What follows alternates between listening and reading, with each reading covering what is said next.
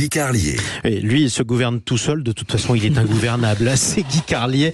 Il est 7h43, 50, l'heure à laquelle Guy nous raconte une histoire de chanson. Et d'ailleurs, il y a Laurie qui est là, comme chaque matin, pour nous donner le thème de cette chronique. Alors à ce propos, d'ailleurs, je dois avouer que j'ai toujours pas compris en quoi la présence de Laurie était si indispensable, puisque Guy Carlier va lire sa chronique en direct. Il peut parfaitement nous en donner le thème. Oui, pas vrai ? alors je suis pas du tout, je suis pour rien, moi, dans cette demande de Guy. Il a exigé ça dans son contrat au même titre que les tickets restaurants. Et j'avoue, pour moi, la transition est parfois difficile. On s'amuse à 7h50 et puis après, à 8h, il faut parler de la situation, par exemple, au Moyen-Orient. Donc des sujets beaucoup plus compliqués. Mais justement, Laurie, c'est la raison pour laquelle j'exige votre présence. Vous êtes en quelque sorte un sas de décompression entre la légèreté de cette chronique divertissante et le code anxiogène du journal de 8 heures. Comprenez ? Un sas de décompression, donc ok, merci, ça fait plaisir comme qualificatif. Alors le sas de décompression vous annonce que Guy Carlier va parler aujourd'hui de Pink Floyd. Bonjour Guy, donc. Ce jour-là, je me faisais une joie de voir Pink Floyd qui donnait un concert dans les anciens abattoirs de la Villette, reconverti en immense salle de concert rock. Je me faisais une joie, mais ça n'a pas duré car j'ai commis une erreur terrible. Et ne la commettez jamais, mes amis. Ne sortez jamais avec votre compagne, votre amoureuse, plus sa meilleure amie. Car la complicité qui les unit depuis l'enfance et dont vous êtes exclus vous devient très vite insupportable. Ce sont deux petites filles excitées par le concert qui sont à vos côtés. Elles se rappellent des gags qui datent de l'époque de l'école primaire. Elles éclatent de rire au souvenir d'un prof dont elles imitent le bégaiement. Et puis les voilà qui soudain baissent le ton pour échanger des secrets de filles.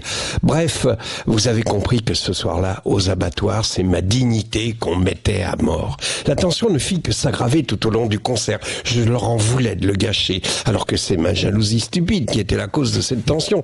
En attendant, on ne profitait pas du concert, ni de la musique, ni de la mise en scène incroyable. Pink Floyd n'avait pas lésiné sur les moyens, des lumières magnifiques, des décors somptueux. À un moment, un énorme cochon rose accroché sur un rail au plafond traversait la salle. Je vous jure que c'est la réalité. J'avais pas pris de substance qui me fasse chanter un petit cochon pendu au plafond. Non.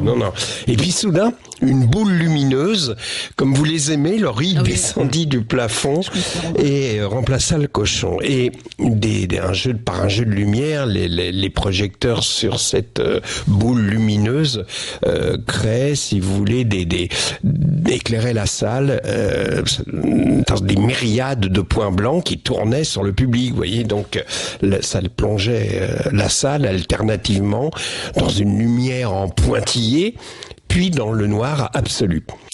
Le volume sonore était extrême et on n'entendait même pas, on ne s'entendait même pas s'engueuler, moi et ma fiancée, mais je savais qu'elle criait, car à chaque passage des points blancs de cette boule, je voyais le mouvement de ses lèvres sur son visage déformé par la colère, et puis soudain, au passage suivant de la boule, les myriades de points blancs n'éclairèrent que du vide.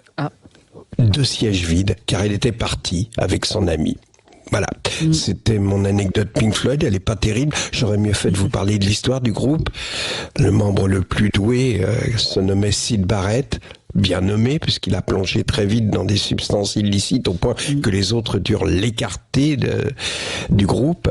Il manifestait des signes de folie de plus en plus inquiétants. Il paraît même qu'un jour, en plein concert, il s'est mis à hurler « Vive Édouard Balladur », c'est vous dire.